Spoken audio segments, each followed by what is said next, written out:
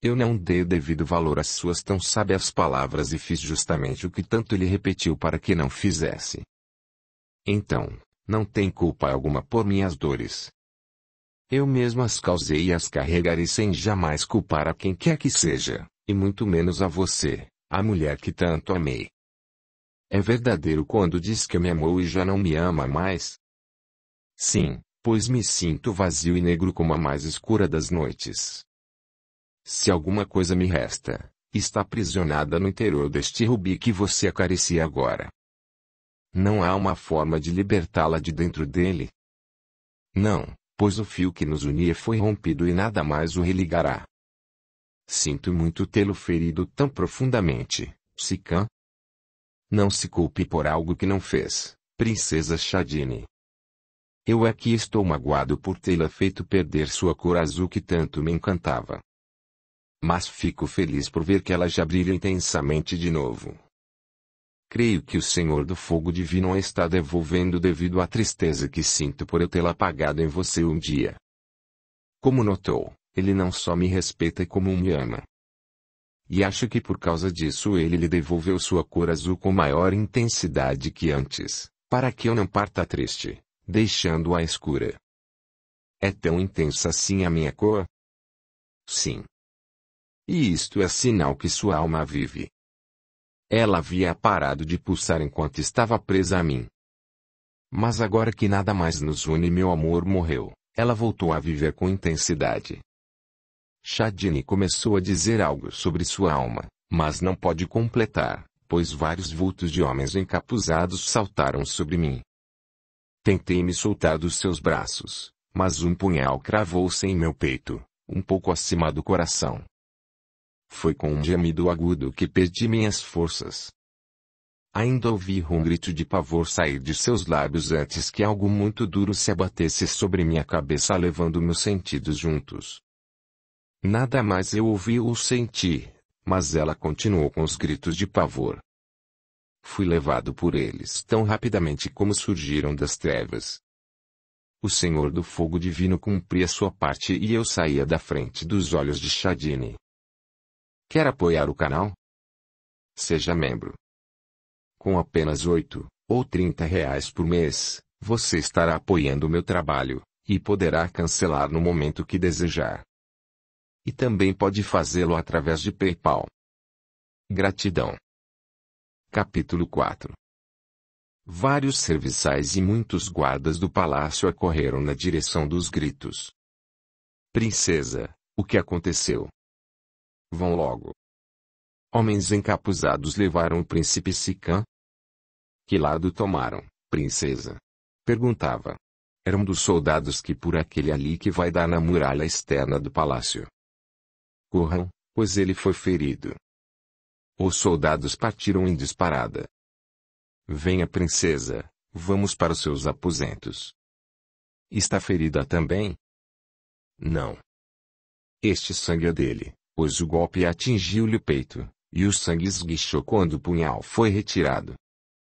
Pobre Sikhan, já deve ter morrido a esta hora. Não pense tal coisa, princesa. Os soldados o trarão de volta em instantes. Vamos trocar suas vestes. Assim que voltarem com os assassinos nós lhe avisaremos. Procure no chão um pequeno rubi na forma de um coração. Ele está enroscado em seu braço, princesa. Ela agarrou o rubi, começou a chorar e foi conduzida para o interior do palácio pelos serviçais, pois logo uma multidão se formava à sua volta para saber o que havia acontecido. Ela só repetia que haviam me matado e levado meu corpo. Meu pai foi avisado imediatamente do que me havia acontecido. Em silêncio e com o olhar perdido no horizonte longínquo, seus olhos tão observadores já não viam mais nada, pois estavam brilhantes devido às lágrimas que lhe queimavam em não deixar que tivessem livre curso e dessem vazão à sua dor. Mais tarde os guardas voltaram sem ter encontrado ninguém. Ao amanhecer puderam ver manchas de sangue na parede interna, no topo, e do lado externo da muralha. Eles o içaram com uma corda, majestade. Levaram seu corpo ontem mesmo. No alto da muralha haviam cúmplices, pois a fuga se processou muito rapidamente. Penso que os assassinos estão longe agora, pois há marcas de pés sujos de lama na muralha. Encontramos a corda, usada para içá-lo e tirá-lo do interior, abandonada do lado de fora. Quem realizou esta operação conhecia muito bem onde estava pisando, pois escolheu o lugar mais baixo para se evadir. Procurem seguir as pistas que possam ter deixado. Sim, senhor. Faremos isto imediatamente. Meu pai ouvia tudo em silêncio. Seus olhos refletiam resignação com o ocorrido. Por que meu filho não ficou nos seus aposentos? Perguntou triste. Eu o convidei a ir até o jardim, pois queria conhecê-lo melhor antes de me casar, senhor. Mas acho que ele iria ser morto da mesma forma, pois eu ainda me lembro das palavras que um dos assassinos pronunciou. Quais foram as palavras, princesa? Foram estas, senhor. Este idiota facilitou-nos o trabalho, pois se tivéssemos que matá-lo nos seus aposentos, teríamos que matar seu pai e os seus serviçais também. Nada como ter a vítima a nos auxiliar. E deu uma gargalhada. Meu filho jamais me deu preocupações desde o seu nascimento, e, agora, quando é tão covardemente assassinado, ainda me poupa a vida. Que o Senhor do Fogo Divino, a quem o consagrei, o acolha em sua morada. Como era seu filho, senhor? Eu pouco posso dizer-lhe, pois pouco conhecia do seu íntimo, mas mestre Gur poderá dizer como era Sikhan. Onde está mestre Gur? Nos seus aposentos. Chegou de madrugada? Ele veio tentar impedir que Sikhan fosse assassinado, pois em sonho viu-o ser consumido pelas chamas. Para ele foi um sinal de que Sikhan morreria e sua alma imortal seria levada por aquele a quem ele havia sido consagrado. É uma pena que não o tenha conhecido melhor, minha jovem, pois certamente o amaria pelos sentimentos elevados que possuía em seu coração. Este rubi pertenceu a ele. Posso guardá-lo comigo? É uma pedra pouco valiosa para uma princesa.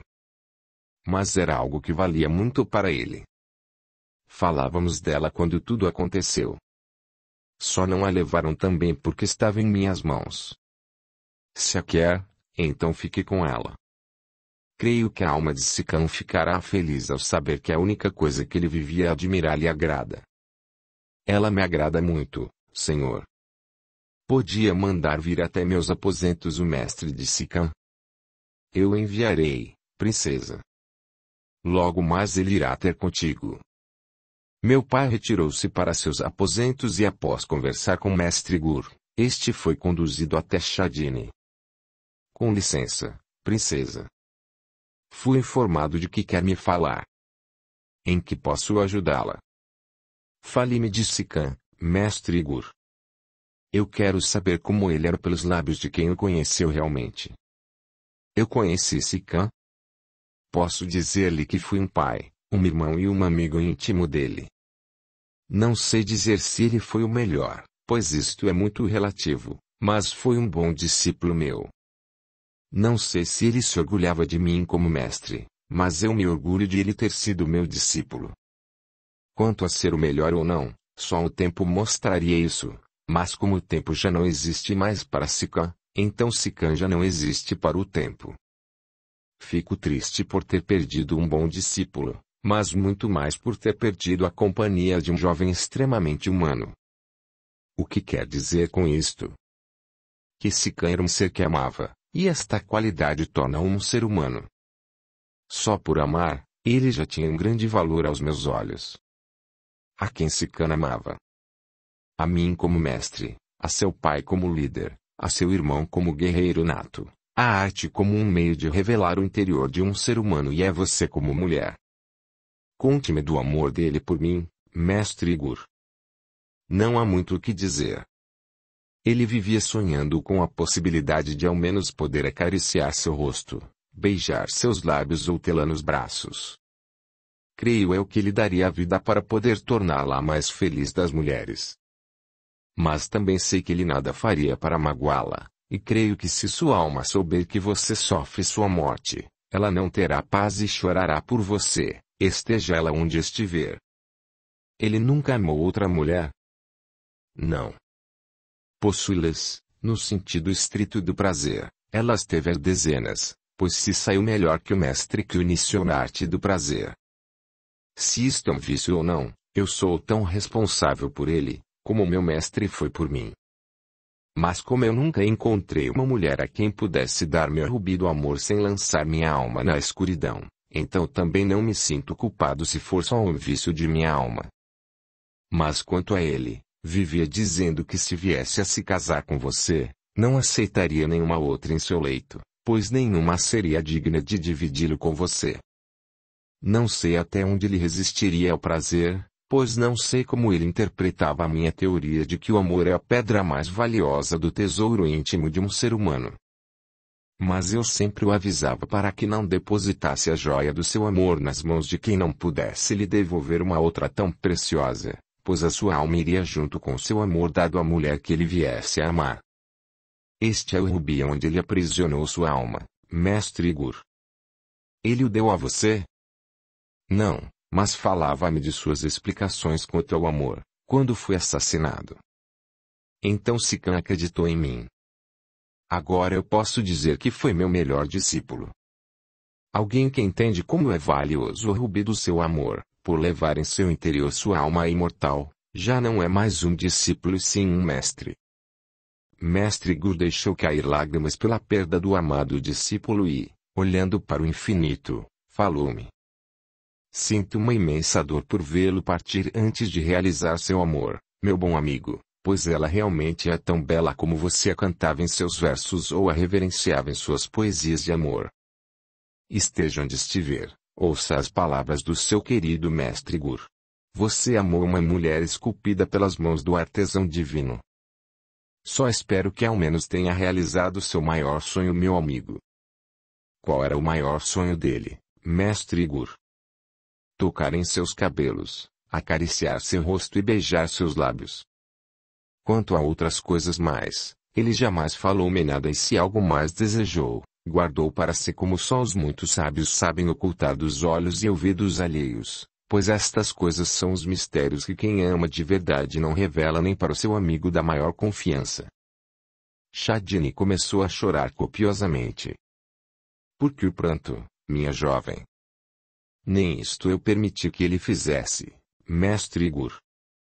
Sikhan morreu sem poder realizar seu maior desejo, pois eu impedi de me tocar. Não deve se culpar por causa do destino dele. Além do mais, eu ouvi dizer que você foi obrigada a aceitá-lo como esposo sob a ameaça do seu pai. Penso que amava outro, não? Isto é verdade.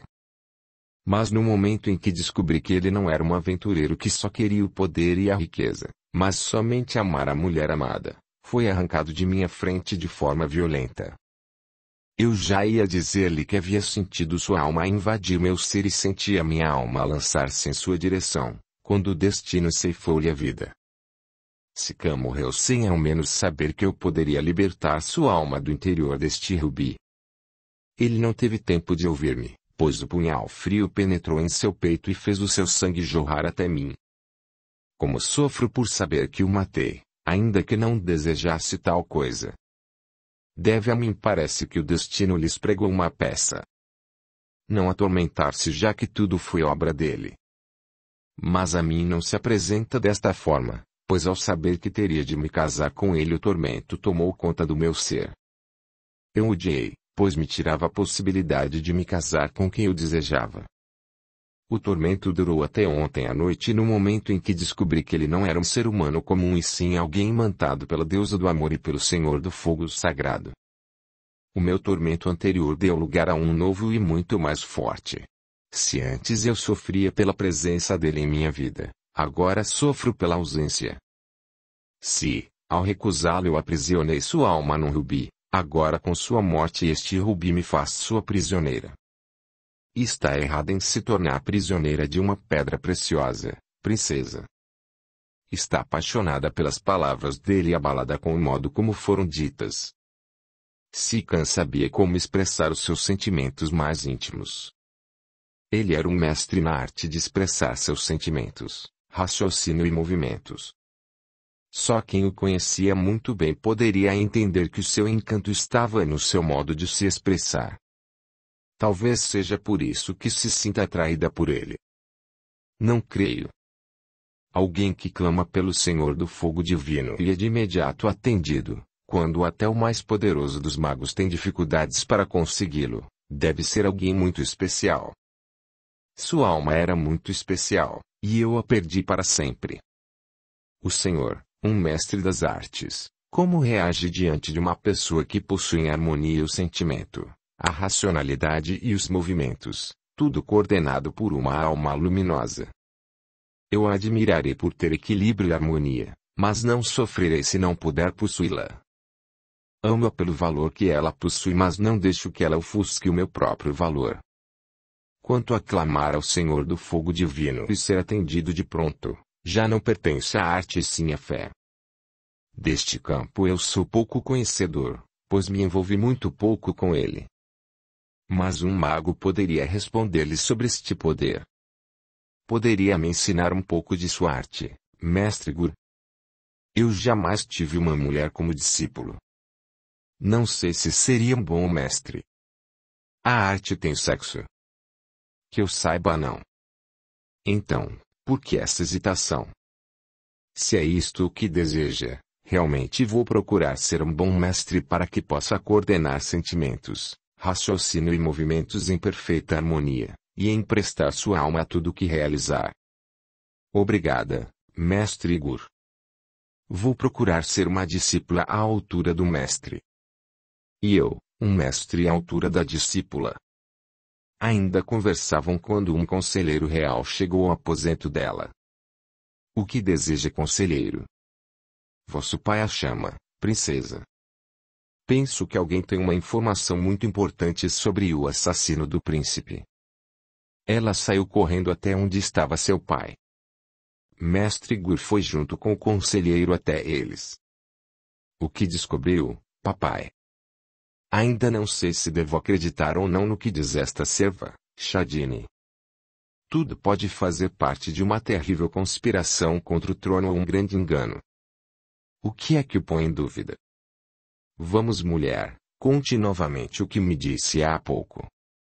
Bem, princesa, eu fui ontem cedo limpar os aposentos da princesa que estava hospedada bem próximo dos aposentos do príncipe. Mal havia começado quando o príncipe entrou no aposento. Creio que procurava por ela, pois a mim pareceu que ele se entristeceu quando soube que ela havia partido ao amanhecer sem se despedir dele. Procurou por todo o quarto algo que tivesse pertencido a ela.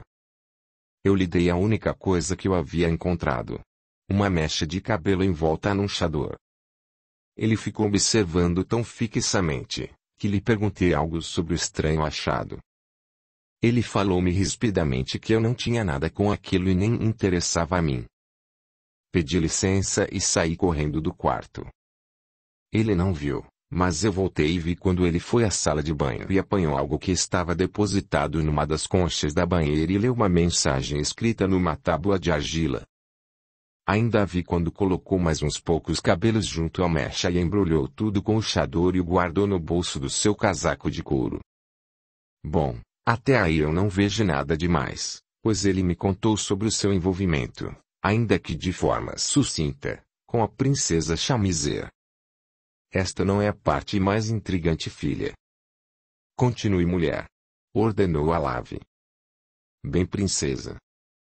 Eu trabalho no palácio desde muito jovem e aprendi várias línguas, mas a que falava a princesa Chamizer, eu conheço muito bem, pois nasci num reino onde ela é falada fluentemente e lá as mulheres não usam chador para cobrir o rosto. Este costume só é usado pelas mulheres que vivem no deserto e não ao leste do Ganges. É o oposto dos costumes daquele povo. Bom, mas e se ela gostava de usá-lo? Isto ainda não me parece intrigante. Mas eu não convidei esta tal de Chamizer, ou seja lá qual for o seu nome, para participar das festividades Shadini, exclamou o rei. Como assim, papai? É o que ouviu, filha? O conselheiro tem a relação de todos os que foram convidados e não consta nenhuma princesa Chamizer, soberana de um reino localizado a leste do Ganges. Como é possível uma coisa dessas acontecer?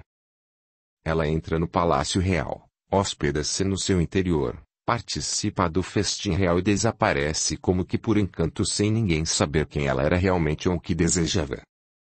Mas a serva ainda não concluiu seu relato, filha. Ouça o resto da história. Continue, mulher. Bem, princesa. Hoje, ao amanhecer eu fui limpar os aposentos do príncipe Nagus, vosso primo dileto, e ouvi sua conversa com um homem que falava a mesma língua da princesa Chamizer. Ele havia entregado ao príncipe um pequeno embrulho. Era uma pequena trouxinha, igual a que o príncipe Sicam fizera com o chador da tal princesa. Despertou minha curiosidade a cor incomum do tecido, pois ela não existe entre nós. Procurei ocultar-me para ver se era o mesmo tecido. Ainda ouvi quando Nagus falou. Ela não foi capaz de cumprir sua parte, mas você, como escravo dela, cumpriu muito bem a sua. Eis aqui o preço combinado. Agora desapareça para sempre ou mando cortar-lhe o pescoço. Não se preocupe comigo, príncipe Nagus. Quando o senhor for o rei de toda a Pérsia e precisar de um assassino discreto para eliminar seus inimigos, mande-me chamar que o servirei, desde que seja generoso na recompensa, príncipe. Logo precisarei dos seus serviços, pois assim que me casar com aquela tola da Shadini, terei que eliminar seu pai para poder assumir o trono. Mal vejo a hora de ter o total poder, agora que eliminou o último obstáculo entre mim e o trono. A feiticeira não me enganou quando me disse que um príncipe desconhecido iria tomá-lo de mim. Mas graças aos meus serviços és praticamente o rei da Pérsia.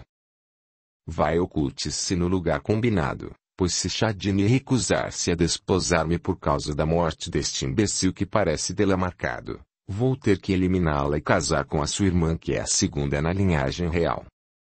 Eu já tenho sob o meu poder, assim como aparentemente ainda tenho Shadini, graças aos encantos da feiticeira. Ela é muito poderosa, príncipe. Ainda não sei como não conseguiu eliminar o príncipe Sicam quando teve ao alcance das mãos. Eu já vi tirar a vida de alguém a centenas de quilômetros só com um dos seus encantos malignos. Ela lhes arranca a alma e a lança nos abismos infernais num piscar de olhos. Não viu como ela entrou pelo portão principal sem que os guardas ao menos parassem sua comitiva para saberem quem estava passando por eles. Realmente, ela é muito poderosa. Acho que não há outra igual a ela. Agora vá embora, pois eu não quero que me liguem à morte do príncipe Sicam.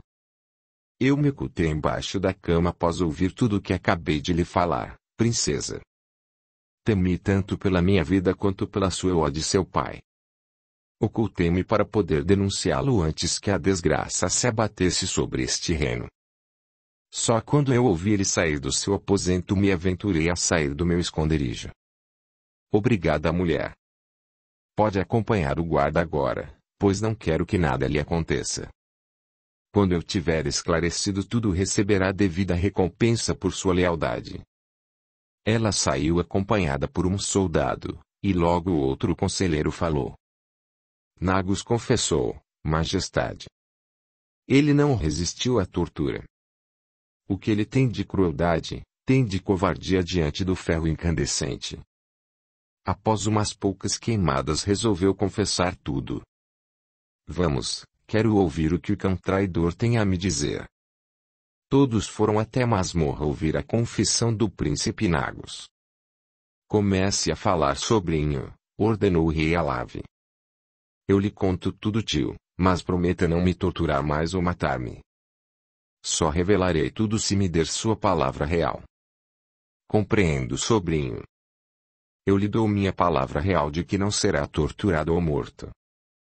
Viverá pelo tempo que seu corpo puder carregar sua alma negra.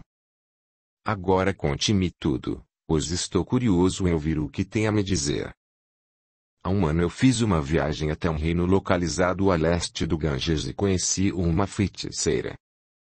Ao consultá-la, ela me disse que podia ajudar-me no desejo que eu alimentava de tornar-me rei de toda a Pérsia, mas disse-me também que um príncipe desconhecido iria atrapalhar meus desejos. Eu paguei regiamente para que ela me ajudasse quando disse que sozinho eu não poderia destruí-lo, pois o Deus do fogo divino o protegia e um mortal comum não o mataria. Onde está o homem que você pagou para que matasse o príncipe Sicã? Escondido na minha residência ao sul do palácio. Guarda, vá com a serva que o reconhecerá e traga-o logo para cá. Vai me libertar agora, tio? Não, sobrinho. Você não merece a liberdade. Mas o Senhor prometeu. Eu dei minha palavra real de que não seria morto ou torturado, mas não solto. Ficará trancado nesta cela e a chave ficará comigo. Caso eu me lembre de você, virei vê-lo. Mas se eu esquecer ou não tiver tempo, ninguém mais poderá entrar nesta cela, pois eu proíbo qualquer outro que não eu de alimentá-lo. Caso eu não possa vir ou me esqueça ou não sinta vontade de fazê-lo, ficará sem água ou comida, sobrinho. É bom que tenha alguma fé em algum Deus, pois terá de orar muito para que eu me lembre de você. Com pena. Terá de orar por muitas coisas, sobrinho, pois até se eu vier a morrer você ficará sem o único que pode mantê-lo vivo. Então é melhor me matar, tio. Nem isto posso fazer, pois a palavra real não pode ser quebrada depois de ser pronunciada. Mas isto é injusto, tio. Você não queria o trono. Agora ele é só seu. Cuide de orar muito para que o atual ocupante do trono deixe-o, só por sua causa, pois se não for assim, você ficará isolado do resto do mundo. Você tem um trono a preocupá-la de hoje em diante. Até à vista, sobrinho, e não me irrite, pois posso ser tentado a lançar num poço profundo a chave de sua cela. Não o irritarei, tio. Até à vista e volte logo. Todos saíram da cela e o próprio rei a fechou, levando consigo a chave. Mais tarde os guardas voltaram com o assassino que ajudara o príncipe Nagus. Vais nos contar sua história ou teremos de torturá-lo também? Eu não temo a tortura, senhor. Pode fazê-lo à vontade, pois sinto prazer na dor. Não no tipo que podemos lhe proporcionar, servo das trevas. Nossos magos sabem como torturar um ser igual a você sem ao menos tocá-lo. Torturarão sua mente até que conte tudo. Vais fazer isto, senhor? Não duvide nem um pouco, homem. Ou conta tudo agora ou irá implorar mais tarde para confessar até os crimes que não queremos saber. O que prefere? Eu confesso o plano da minha senhora, poderoso rei. Ela, ao ver o fraco Nagus, arquitetou um plano para se apossar da Pérsia através dele. Ajudou a encantar suas filhas e como viu que o homem fracassaria, pois Sicã o venceria junto à princesa, ela mesma veio até aqui para garantir que nada saísse errado. Passou uma noite com ele, conseguiu seus cabelos e sua seiva vital para encantá-lo. Mas ela apaixonou-se por ele e nos deu ordens de levá-lo com vida ao reino dela. Mas quando eu vi invocar o Senhor do Fogo Divino, vi que ele também a dominaria. Portanto, resolvi matá-lo e lançar seu corpo no grande rio, pois assim os crocodilos comeriam sua carne. Ela que aprisione sua alma, pois só assim o terá ao seu lado. Se não fosse este idiota do Nagus um tolo, nós logo teríamos um reino como a Pérsia em nossas mãos. Agora ela vai ter de começar tudo de novo. Quem é ela, homem? É a princesa dos encantos. Meu pai a serviu e o pai do meu pai também a serviu. Dizem que ela tem mais de 300 anos. Eu não creio nisto, mas não vi mudar sua feição desde que posso me lembrar de tê-la visto pela primeira vez, e isto foi há 30 anos. Como já viveu 30 anos sem envelhecer, pode ser que seja verdade a lenda sobre ela, pois meu pai me dizia que ela tinha a mesma aparência desde que ele era criança. Então ela estava por trás de Nagus. Mas como ela iria assumir o trono da Pérsia? Muito fácil. Após Nagus eliminá-lo e subir ao trono, Ela eliminaria a princesa e o encantaria, tornando-o um escravo de sua vontade. Mas com que intuito, se com tamanha beleza e poder ela poderia seduzir até mim, que sou rei da Pérsia? Os seus magos reais a impediriam caso ela tivesse que se submeter a um cerimonial religioso. Já com Nagus, isto não aconteceria. Ela o faria eliminar todos eles. Só depois de exterminar todos os magos ela tomaria o poder através de Nagus, mas o imbecil era o elo fraco da corrente e falhou.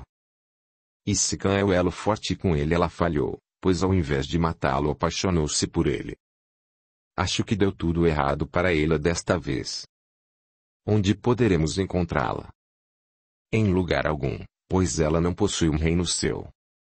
Só tem o título de princesa pois é a maior encantadora que existe. O nome dela é mesmo Chamizé.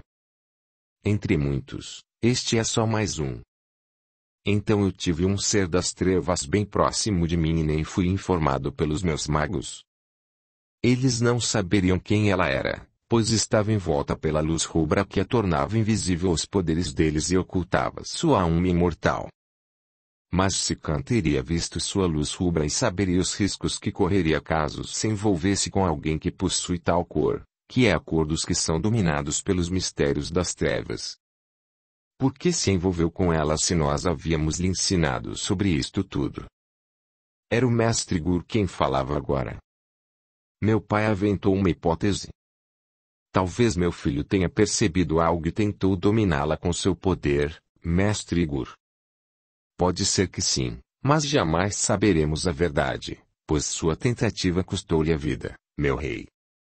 De qualquer forma ele morreria, pois seu destino já estava selado um ano atrás quando Nagus encontrou-se com a feiticeira. Acha que foi obra do acaso, meu rei? Não, mestre Gur. Sican renunciou ao seu direito nato de herdar o trono do meu reino após minha morte. Nada queria além de poder viver livremente. Falou meu pai, muito triste. Ele renunciou ao trono da Pérsia também, senhor. Exclamou Shadini. Por que falar assim? Ele o teve tirado de suas mãos ao ser assassinado. Esta é a versão, mas a verdade é outra. Eu, na minha ignorância, o forcei a isto. Aquele mal súbito, que o acometeu no momento que os sacerdotes iam realizar a cerimônia de núpcias, foi encenado por ele de livre e espontânea vontade, só para impedir a consumação de nossa união. Mas, e o vômito? Ele não poderia tê-lo encenado. Eu vi quando ele, num gesto imperceptível, colocou algo nos lábios e mastigou. Logo lhe adveio aquela crise súbita. Nossas sementes contra envenenamentos, meu rei. Só podem ter sido elas que ele mastigou. Sim. Como eu não pensei nisto, mestre Gur? Não sabia de nada, meu rei. Continue, princesa. Gostaria de conhecer a verdade e não viver crendo apenas na versão. Eu jurei diante do Senhor do Fogo Divino não revelar nada a ninguém, pois senão eu seria consumida pelo seu poder. O juramento já não precisa ser mantido, pois Sican já não vive e creio que tanto ele quanto você foram instrumentos do Senhor do Fogo Divino para impedir que a feiticeira conseguisse triunfar sobre a justiça. Não sei se devo fazer isto, senhor. O rei Alav interrompeu a conversa. Vamos para a sala real, pois este ser não merece ouvir esta conversa. Quando todos saíram da cela, ele deu uma ordem aos guardas. Chamem um sacerdote executor e apliquem neste homem a pena para os que servem às trevas. Quero que suas cinzas sejam seladas numa caixa e lançadas ao mar. Sim, senhor. O rei encaminhava-se para os seus aposentos, mas retornou e ordenou mais uma coisa aos guardas da prisão. Tome esta chave e guarde-a bem, pois quero que ela seja colocada junto com as cinzas que irão para o fundo do mar. A quem Nagus serviu que seja dado a guarda de sua alma negra. Assim será feito, majestade. Só então ele encaminhou-se à sua sala. Quando entrou, todos o aguardavam. Lá estava Shadini, mestre Gur, meu pai, os conselheiros e os magos sacerdotes reais. Conte a verdade, minha filha. Também quero viver com a verdade e não com aversão. Não oculte nenhum detalhe de nós. Repetirei palavra por palavra, papai, e espero que quando eu termine de narrar o que sei, o Senhor do Fogo Divino fulmine meu ser e o lance no fogo eterno, pois o príncipe Sican tinha razão quando me disse que ele era o meu destino luminoso e o primo Nagus o meu destino escuro. Ele apagou sua luz para impedir que eu fosse envolvida pelas trevas. Aprisionou sua alma no rubi do seu amor para que eu recuperasse minha luz azul do amor. Não se preocupe com isto agora, minha filha, pois se até mesmo os magos sacerdotes não puderam prever tão maligna conspiração das trevas, não será você que o Senhor do Fogo Sagrado irá punir. Vamos, revele-nos a verdade. Shadini contou tudo o que aconteceu entre nós dois. Não omitiu nem as palavras ofensivas que me endereçou. Às vezes interrompia sua narrativa para dar vazão ao pranto que tomava conta de suas emoções. Foi uma longa narrativa. Ao final cada um falou algo. O primeiro a fazê-lo foi meu pai. Meu filho salvou minha vida e renunciou ao trono da Pérsia em troca do meu pequeno e insignificante reino. Foi um filho que honrou seu pai e um príncipe que deu a vida por seu povo sem ao menos ser seu regente. A seguir falou o mestre Igur. Sican foi realmente o meu melhor discípulo. Meu mestre deve estar honrado por eu ter passado a ele tudo o que recebi de ensinamentos sobre o amor verdadeiro e o simples desejo.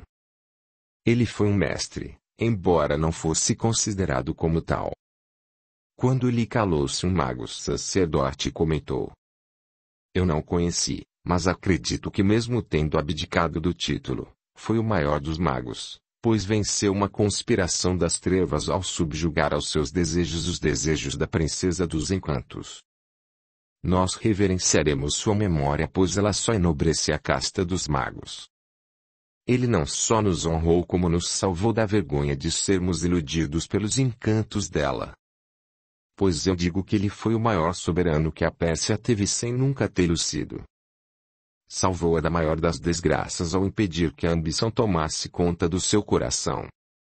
Se ele tivesse insistido em se casar com minha filha, não duvido que logo todos nós estaríamos mortos e o reino entregue aos que vivem os mistérios das trevas. Eu o reverencio como um grande rei, pois renunciou a tudo para não ferir ninguém. Foi esta qualidade sua que nos livrou do tormento. O pequeno reino do qual um dia ele abdicou de herdá-lo receberá atributos da grande Pérsia enquanto eu viver. Não é o preço justo por seu ato de grandeza, mas simbolizará que nem sempre o maior e o mais poderoso é o melhor. O que desdeu acrescentar esta cláusula ao seu juramento diante do Senhor do Fogo Divino, minha filha? Digo que és generoso como soberano e justo como homem. Quanto a mim, só posso dizer que ainda que Sican não viva mais, eu polirei todos os dias de minha vida o rubi onde está contido o seu amor e o iluminarei com a luz azul que ele conseguiu fazer renascer em minha alma. Ele renunciou a tudo só para não me magoar. Sua maior preocupação era me ver feliz, pois o seu amor não aceitava a minha dor. Sinto não poder retribuir o que fez por mim, mas homem algum acariciará meus cabelos ou meu rosto e tampouco beijará meus lábios. Se para cumprir isto eu tiver de renunciar ao direito de ser a primeira das princesas na linhagem sucessória, então eu o farei. Não precisa renunciar a nada, pois se eu vier a morrer logo o reino persa terá em você a maior das princesas, pois a lição que recebeu hoje, nem o mais sábio dos mestres poderia ensinar-lhe, minha filha. Qualquer outro que tomar o lugar de Sican será indigno do trono persa. Ainda ficaram conversando por um longo tempo e no dia seguinte meu pai retornou ao seu pequeno reino. Mestre Gur ficou para instruir Shadini. Os magos sacerdotes realizaram um culto em minha memória e o rei Alavi voltou ao seu trono, muito mais humano que antes.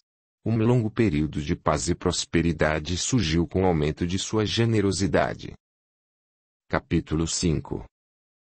Minha história poderia terminar aqui, mas eu não morri, pois ao ser lançado nas águas do rio profundo, Meu corpo despertou do sono da morte e eu consegui voltar à margem, depois de muita dor e grande esforço.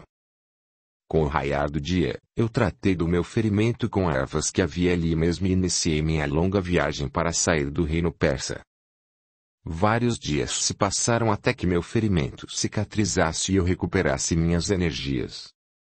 Acredito que só não morri por estar sendo conduzido pelo Senhor do Fogo Divino, pois verti muito sangue pelos ferimentos que sofri. Mas quem tem como seu protetor o Senhor do Fogo Divino jamais perece nas mãos dos que servem às trevas. Além do mais, eu só havia pedido a ele que me tirasse das vistas da bela Shadini. Um Deus é fulminante na sua ação e comigo não seria de outra forma. Mas se ele me afastara dos olhos dela, também me conservara vivo. Quando me senti totalmente recuperado, colhi alguns galhos e fiz uma fogueira. Como não possuía incenso, lancei nas chamas algumas folhas perfumadas e invoquei com uma prece o Senhor do Fogo Sagrado e em instantes eu vi seu espectro ígneo à minha frente. Eu lhe agradeci por ter me auxiliado a sair das vistas de Shadini. Pedi-lhe também que a protegesse, pois sabia que ela iria precisar de muita ajuda divina para poder conduzir com justiça e sabedoria o reino persa. Em dado momento, não sei se foram as chamas da fogueira ou do meu Senhor Divino que me envolveu, senti-me uma tocha humana. Todo o meu ser ardia nas chamas e nenhum fio de cabelo restou em meu corpo, assim como queimou a peça de roupa que usava. Eu não soube precisar o motivo, mas era uma coisa guiada por ele, pois minha carne não sofreu ferimento algum. Me senti com a pele tão lisa quanto a de um bebê. Isto aconteceu para me salvar de um encanto de Shamizer, pois os seus auxiliares retornaram até ela dizendo que eu havia sido morto. Então ela tentou aprisionar minha alma, mas o meu Senhor do Fogo Sagrado, ao queimar todos os meus cabelos, tirou de suas mãos o poder que ela teria a manipular os meus fios de cabelo que eu mesmo lhe dera. Shamizer não conseguiu arrancar a minha alma, pois as chamas ocultaram no exato momento em que ela lançou seu encantamento. Para ela foi um golpe forte o que sofreu, pois pela segunda vez um encantamento seu falhava comigo. Após mais este fracasso ela procurou me esquecer para não sofrer mais derrotas. Por quanto tempo eu fiquei envolto pelas chamas, não sei dizer, mas eu permaneci diante da fogueira até que a última brasa se apagasse. Só então eu me levantei e fui até o rio banhar-me, e depois iniciei minha longa jornada rumo ao desconhecido. Alimentei-me do que conseguia, pedindo tal qual um mendigo faz, ou colhendo da própria natureza algum tipo de alimento. Foi um tempo muito difícil para mim, mas eu me lembrava de que Shadini me chamara de príncipe e mendigo de um reino miserável. Isso me confortava um pouco, pois se ela me nominava assim, então eu era isto mesmo, um príncipe mendigo. Eu, Sikandar, era agora o que sempre procurara ser. Alguém totalmente livre. Com o tempo meus cabelos cresceram novamente por todo o meu corpo. Quando minha aparência voltou a ser normal eu tentei trabalhar, mas não encontrei ninguém disposto a me empregar e continuei minha jornada. Já havia atingido a última fronteira do Império Persa e agora já estava em terras totalmente desconhecidas para mim, mas que eu conhecia seus idiomas pois eram muitos os que eu aprendera. Comecei a fazer peças de arte com argila e as oferecia em troca de um prato de comida ou uma peça de roupa. Noutras eu conseguia algumas moedas de pouco valor mas que me eram muito valiosas. Eu já havia perdido a noção de rumo e de onde me encontrava. Só voltei a me localizar quando atingi o rio sagrado dos hindus. Só então eu percebi o quanto havia viajado. Com as moedas que eu havia juntado, procurei um lugar decente para morar. Após me instalar fui à procura de um emprego como artesão, pois eu estava numa cidade esplendorosa. Após demonstrar minhas habilidades ao proprietário de uma oficina que fazia peças de ouro e lapidava pedras preciosas fui aceito como seu auxiliar. Procurei trabalhar o melhor possível as peças que me eram encomendadas. Em pouco tempo eu já era de longe o melhor dos seus auxiliares. As peças mais valiosas e de mais finos acabamentos ele mandava que eu as fizesse. Para mim o trabalho era uma distração, pois enquanto as moldava, esculpia ou polia eu não me lembrava do passado.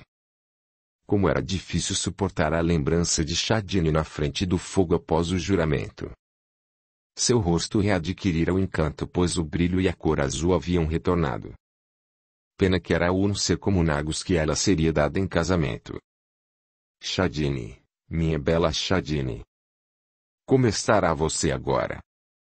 Como eu gostaria de tocar seus cabelos, acariciar seu rosto e beijar seus lábios. Divagando novamente Sican. Interrompia meus pensamentos de amor. Era o meu patrão quem? Desculpe-me, Sr. Laor. Acho que me distraí novamente. Sou um desprezível auxiliar que não sabe se dedicar somente ao seu trabalho. Pois eu gosto deste meu desprezível auxiliar, Sican.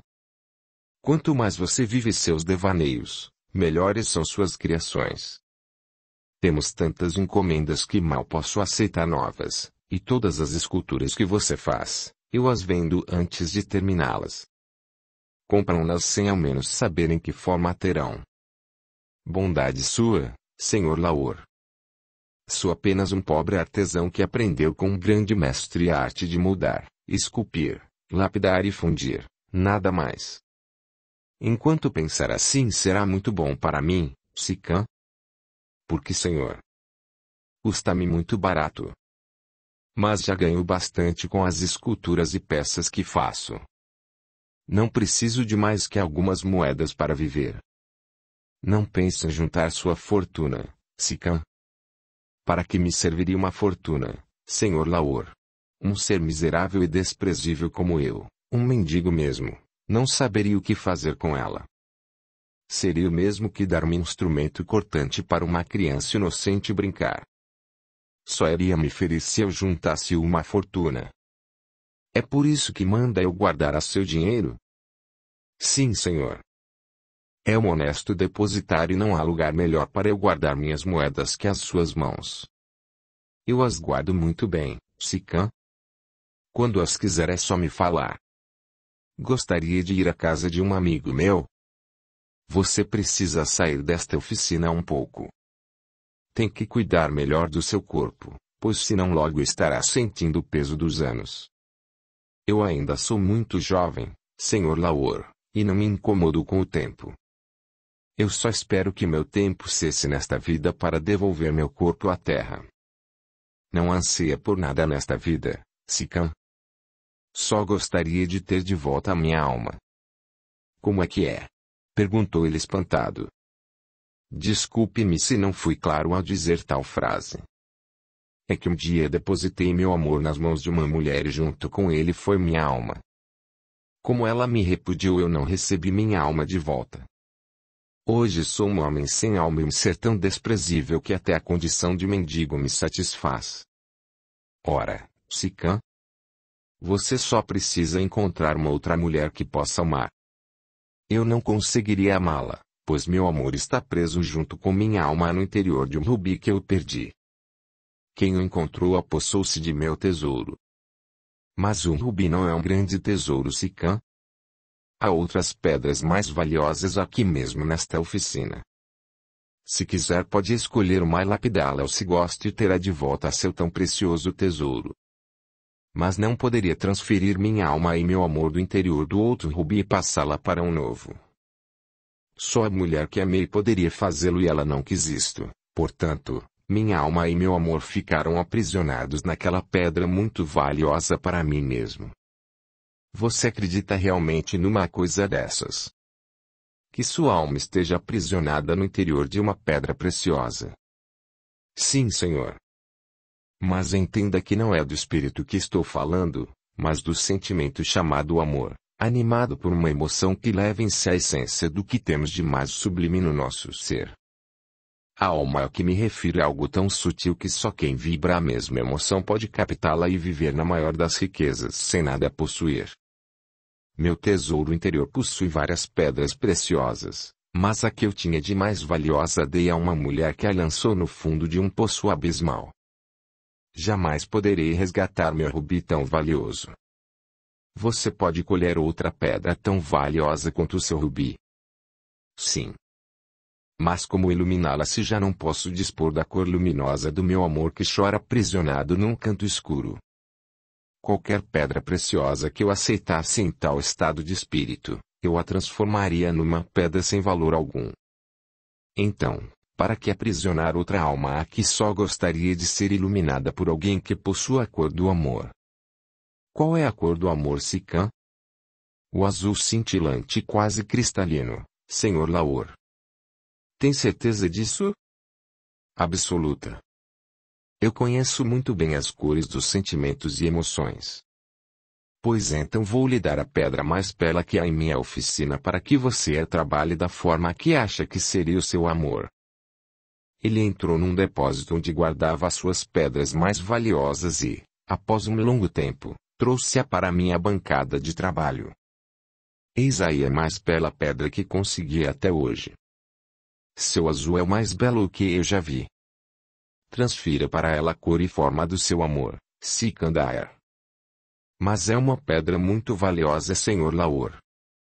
E se eu vier a estragá-la ou fazer com ela uma obra de arte que não agrade aos seus olhos? Eu não me preocupo com esta possibilidade, Sikhan. Ao ouvir sua explicação sobre a sua alma aprisionada, percebi que não há outro artesão como você. Eu sei que sua criação será encantadora. Posso usar todo o material de que eu precisar para dar a esta valiosa pedra a forma como eu imagino ser a alma do meu amor? Use o que precisar. Pedras, ouro e prata tem à mão e não precisa me pedir autorização para usá-los. Também não quero vê-la antes que a tenha terminado. Vou dar a ela meus sentimentos, raciocínio e movimentos de forma que possa irradiá-la com minha alma criadora. Eu conheço sua alma criadora, Sikhan. Creio que ao final do seu trabalho terei a peça mais valiosa do mundo. Procurarei não decepcioná-lo. Vem comigo visitar meu amigo? Sim, acho que me fará bem o contato com outras pessoas. Eu acompanhei o meu patrão. Ceamos na casa do seu amigo e só tarde da noite voltamos para casa. Durma em minha casa esta noite, Sikhan. Obrigado pela oferta, Senhor Laor, mas prefiro caminhar mais um pouco. Vou para minha casa onde não incomodo ninguém. Como queira, Sikhan. Até amanhã. Até amanhã, Senhor. Tenha uma boa noite. Continuei minha caminhada em direção à casa onde eu morava. Já estava quase chegando quando ouvi gritos numa viela escura. Meu instinto conduziu-me até ao local de onde provinham os gritos. A cena que vi me chocou. 2 homens ainda jovens brutalizavam uma jovem. Atirei-me sobre eles na tentativa de ajudá-la. Consegui impedir a ação deles, mas novamente fui atingido por um punhal afiado que rasgou meu braço esquerdo. Os 2 saíram correndo e se evadiram na escuridão. Eu mal podia me manter de pé devido à dor que eu sentia, mas ainda ajudei a jovem a levantar-se. Mal eu havia feito isto e várias pessoas chegaram até onde nós estávamos. Não tive tempo de explicar o que havia acontecido e fui agredido com violência. Quase me mataram com tão brutal agressão. Só pararam de me bater quando já não podia mais me mover, tal a intensidade das dores que sentia. Não foi ele, exclamou a moça. Quem foi que atacou? Foram outros 2 homens que fugiram. Este aí veio em meu auxílio. Nós pensávamos que ele era o seu agressor. Acho que está morto. Vamos embora rápido, senão poderemos ser acusados de assassinato. Logo não havia mais ninguém por perto. Até a jovem se foi, deixando-me caído no solo molhado pelo sangue que vertia do corte em meu braço. A dor intensa me fez recobrar os sentidos e isto salvou minha vida, pois ao chegar onde morava, um vizinho bondoso estancou o sangramento. 2 dias depois eu voltei ao meu trabalho. Ao me ver o Senhor Laor perguntou-me o que havia acontecido. Eu contei-lhe o ocorrido. Canalhas. Além de ajudar a jovem ainda quase morre. Há coisas que não consigo entender. Que coisas, Senhor Laor? Como pode alguém que só vive para se sofrer pelos que fazem o mal? Eles não sabiam que eu era inocente. Só quando notaram isto é que se deram conta do erro. Sim, até aí eu compreendo. Mas por que não o ajudaram em seguida? Acho que tiveram medo de me ver desacordado e sangrando muito. Você sempre justifica os erros alheios e não clama por seus direitos. Que tipo de homem é você, Sicã? Um ser desprezível e sem alma. Um mendigo que só quer viver seus dias em paz. Lá vem você com a história de sempre. É a mais pura verdade. Agora, com sua licença, vou continuar com meu trabalho, pois devo ter lhe causado um grande prejuízo não vindo trabalhar estes 2 últimos dias. Só atrasou o seu serviço. Mas prejuízo, eu não tive nenhum. Eu o compensarei. Assim que meu braço estiver melhor eu produzirei o suficiente para que recupere estes dias. Está bem, Sicã? Vá trabalhar, pois tenho muitas encomendas. Audiolivro realizado pelo canal Surya Chand Audiobook. Voltei ao meu serviço e pouco pude fazer, pois meu braço doía muito e voltou a sangrar com o esforço despendido. Após trocar o curativo, fui embora para casa. Fiquei vários dias sem comparecer ao trabalho e só o fiz quando o meu braço já não sangrava mais e os hematomas tinham quase que desaparecido por completo. Que bom vê-lo de volta, Sicã. Já curou o seu ferimento? Sim, senhor. Espero que não tenha dado a outros o meu trabalho. Tem tanto serviço que vai ficar feliz. Então vou começar agora mesmo. E os dias passaram rápido para mim. Em poucas semanas eu coloquei em ordem as encomendas e comecei a trabalhar a linda pedra azul. Nela eu dediquei toda a minha arte. A cada dia eu empregava nela umas 2 horas. Ao fim de um mês eu já havia esculpido uma imagem do amor no cristal bruto. Então iniciei a lapidação mais acurada possível. Quando terminei de poli-la, meus olhos se encheram de lágrimas. Naquela noite eu chorei muito na solidão do meu quarto. Minha alma chora no interior do rubi. Ela sente a falta da liberdade. Eu divagava no meu pranto solitário. No dia seguinte iniciei a base onde prenderia a imagem. Eu trabalhei com afinco até criar uma base onde o jogo de pedras criaria uma confluência de raios luminosos sobre a imagem do amor. Os raios da luz seriam refletidos na imagem do amor que eu esculpira na pedra azul. Após ter fundido a base de ouro e fixado vários rubis que refletiriam a luz em direção à imagem, eu voltei a trabalhá-la. Agora eu lhe daria vida colocando nela a minha alma criativa. Eu fiz com muita delicadeza os seus lábios, cavidades dos olhos, umbigo e tudo mais que teria a mais bela mulher. Ao final de vários dias eu tinha uma imagem viva da mais bela mulher que alguém possa imaginar. Após poli-la pela última vez antes de mostrá-la ao Senhor Laor, um acesso de choro tomou conta do meu ser. Eu acariciava os cabelos, os olhos e lábios daquela que eu imaginava ser a minha forma do amor. Ali estava a minha criação máxima. Meu tesouro criativo estava depositando naquela pedra preciosa. Tudo o que havia em meu interior eu havia transportado para ela. Eu me sentia vazio, pois mais uma pedra valiosa do tesouro dos meus sentimentos eu havia lançado para fora. Eu a tomei nas mãos e fui até o quarto onde estava o Senhor Laor. Eis a minha concepção do amor, Senhor Laor. Espero que aprecie a minha obra. Ele ficou boquiaberto com o que viu. Olhava por todos os ângulos e de seus lábios saíam exclamações de admiração. Sicã, você criou a imagem de uma deusa. Você criou a deusa do amor. Ela tem vida e encanta meus olhos.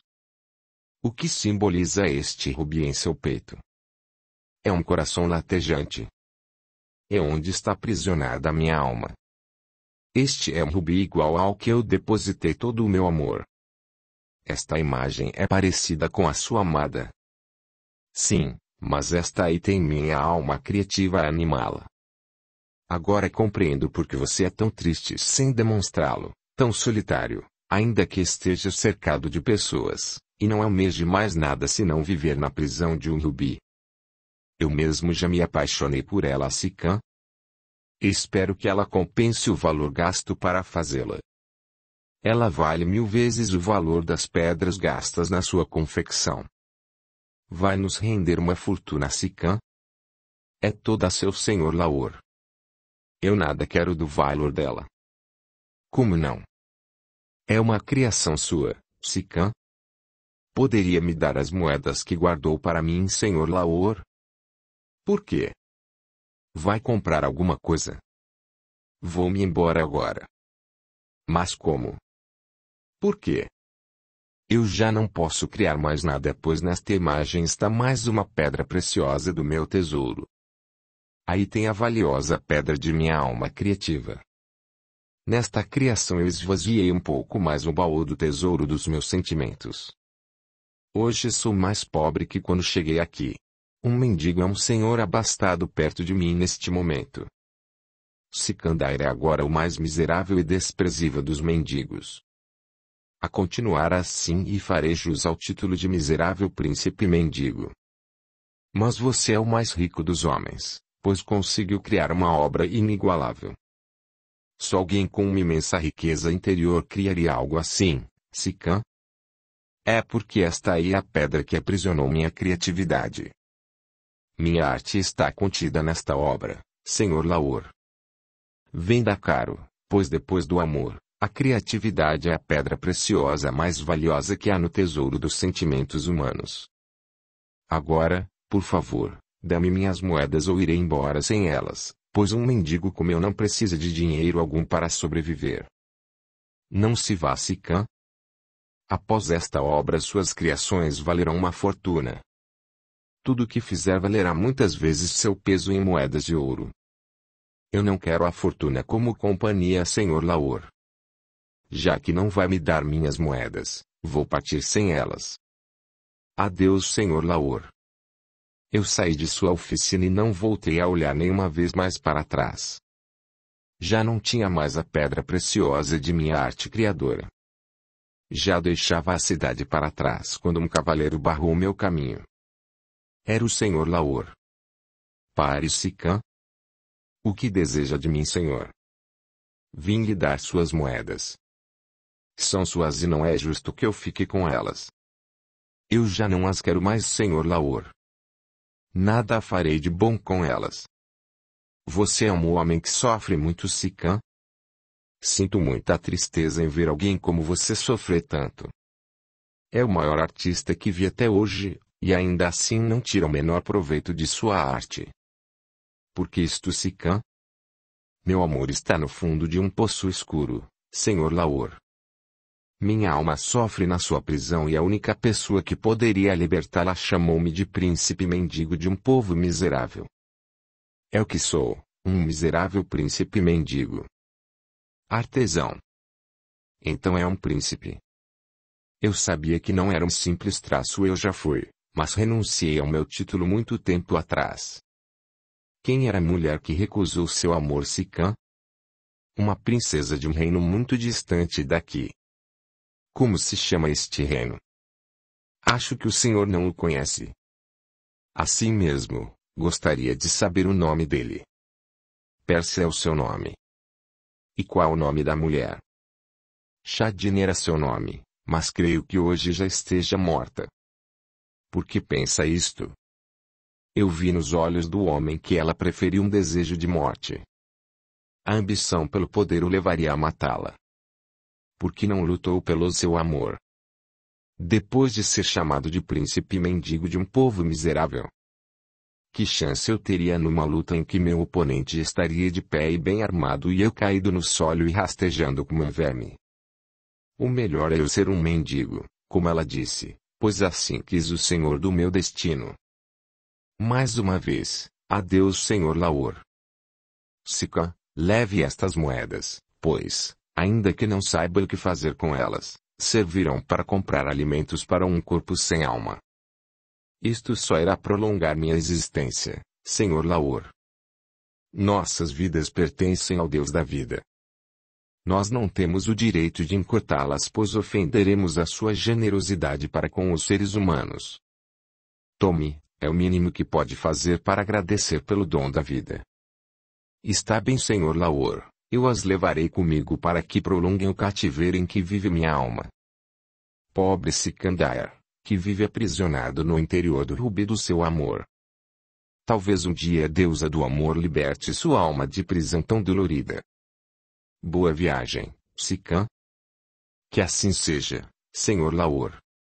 Eu me afastei dele, continuando minha longa jornada rumo ao desconhecido. Ele não viu, mas dos meus olhos fios de lágrimas corriam como se brotassem de fontes quentes. Só lágrimas eu vertia, pois os soluços ficavam presos no interior do rubi que eu havia perdido. Caminhei muitos dias e noites até chegar a uma outra cidade. Era a capital de um outro reino. Os costumes eram quase iguais aos do reino que eu havia deixado para trás, mas ali algo diferente existia, pois as pessoas eram tristes. Era como se a alegria não fosse conhecida daquela gente. Tentei alugar um quarto para morar, mas não consegui. Todos temiam conversar com estrangeiros.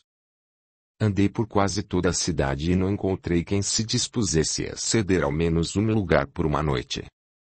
Comprei umas frutas de um senhor bastante idoso e consegui algumas informações. A tristeza devia-se à crueldade do príncipe daquele reino. Disse-me o velho que não havia uma família que não houvesse sofrido algum tipo de tormento daquele homem cruel. Tome cuidado, estrangeiro, pois se descobrem que não é daqui irá apodrecer nas masmorras. Mas se tiver sorte, então será morto logo. Ele adora julgar as pessoas só para infligir as mais terríveis penas. Obrigado pelo aviso, senhor. Tomarei cuidado, pois sinto que ainda não é hora de eu morrer ou apodrecer numa prisão. Eu continuei andando pela cidade e observando o semblante das pessoas. Sentei-me sob a sombra de uma arvoredo para descansar um pouco quando vi uma comitiva aproximar-se. Vinham de algum lugar e dirigiam-se ao palácio do déspota daquele reino. Levantei-me para poder observar melhor quem seriam eles. Soldados muito bem armados escoltavam quem devia ser uma princesa ou rainha. Firmei meus olhos para ver seu rosto. Ainda olhava para ela quando fui agarrado por um soldado e jogado contra o solo. Ajoelhe-se, cão. Ninguém pode ficar de pé diante da princesa Mejoá. Levei um susto tão grande com a ação fulminante do soldado que até me esqueci da tal princesa e olhei para ele assustado. Tive meu rosto esmagado contra o solo por seu pé direito, calçado com uma botina pontiaguda de couro e com sola de madeira. Como doeu o contato de seu calçado esmagando meu rosto contra o solo. Sol tirou de cima de meu rosto quando a comitiva passou. Levem-no para a prisão. Vai pagar caro por sua insolência diante da princesa. Mas o que fiz de errado, soldado? Já lhe disse o que fez. Levem-no para a prisão. Fui revistado para ver se não possuía algum tipo de arma e encontraram a bolsa com minhas moedas. Devolvam minhas moedas, ladrões. São frutos do meu trabalho. Não precisará delas para onde irá, idiota. Nós faremos melhor uso delas. E entre gargalhadas dos dois soldados, fui levado para uma prisão, já abarrotada de outros infelizes. Vi pessoas em estado deplorável. Verdadeiros cadáveres, pois eram apenas pele e ossos. Os olhos encovados me diziam que aquele lugar era o fim dos que ali eram aprisionados. Bem, vamos ver o que me reservou o destino desta vez. Já está mesmo na hora de terminar com esta vida inútil. Minha vida não teve sentido algum pelo tempo que já vivi. Que vida mais tola eu construí. Acho que a morte será um alívio para um homem igual a mim. Fui arrancado do meu devaneio macabro por uma ordem de um carcereiro. Levante-se, cão. Chegou a hora de você conhecer o seu destino. Para onde me levarão? a sala de julgamentos.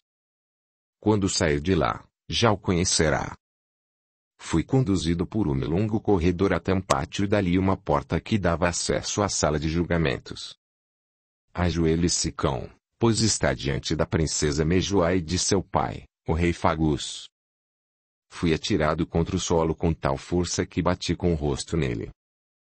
O sangue jorrou de minhas narinas por causa do impacto. Como se chama homem? Era o rei quem perguntava. Sikandar, senhor. Este é o meu nome. A princesa levantou-se do seu assento e perguntou-me também qual era o meu nome. Sikandar, princesa. Não é possível que você seja o artista que fez aquela obra tão linda. Fui eu quem a fez, princesa. Eu trabalhava para o Senhor Laor até pouco tempo. Do que é acusado, Sikand? Eu estava de pé admirando vossa beleza quando fui preso. Desconhecia seus costumes, por isto os violei. Então não é culpado de crime algum, Sikand? O que desconhecemos, não infringimos se o fazemos. És uma princesa esclarecida, muito justa, minha senhora. Minha mente trabalhava a toda velocidade. Eu havia notado seu interesse por mim e não perdi a menor oportunidade em exaltar qualidades que inexistiam nela. Eu sentia o sangue quente correr por meu rosto e pescoço. Não era justo o que estavam fazendo comigo e alguém tinha que fazer algo para corrigir tal erro. Mas aquela não seria a melhor hora para desafiar. Era a hora do ego dela, que eu só ativava para sobreviver. Queria ver qual seria o meu destino ao sair daquela sala. Acompanhe-me, Sikand. Vamos ouvir sua história e ver se é verdade o que falou o leiloeiro do Senhor Laor. Eu a acompanhei através de um corredor e logo me vi na mais rica e bem decorada sala. O luxo ali superava até dos monarcas persas. Uma criada trouxe uma bacia de ouro cheia de água para eu lavar o sangue que manchava meu rosto. Após lavá-lo, e também o pescoço, fui secado por um tecido muito macio. Logo o nariz parou de sangrar e olhei para o rosto da princesa Mejoá. Era de uma beleza discreta. Sua natureza austera tirava-lhe um pouco do seu encanto. Mas uma coisa eu sabia. Minha história tocara, senão eu já teria sido condenado. O que havia sido falado pelo Senhor Laor não diferiria muito do que eu viesse a falar. O que deseja saber de mim, minha princesa? Como um homem pode criar uma peça tão bonita como aquela, Sikand? Aquela obra é a essência do que há no meu interior. São meus sentimentos que estão contidos nela. Esgotei na sua confecção todo o meu dom criativo. Foi uma pena eu não poder comprá-la. Por que não a comprou minha princesa? O ouro que eu levei não foi o suficiente para cobrir o lance dado por um mercador persa. Perdi a obra que mais me encantou até hoje. Se aquela peça encantou, então deve ter um interior muito rico e desconhecido de si mesma.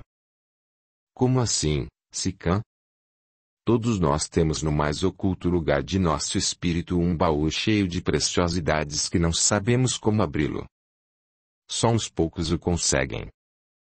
E os que conseguem se tornam seres que, ainda que vivam na obscuridade, revelam-se maiores e mais ricos que os mais poderosos reis do mundo. Gostaria de comer alguma coisa, Sikand? Não violo os seus costumes se fizer isto em sua presença.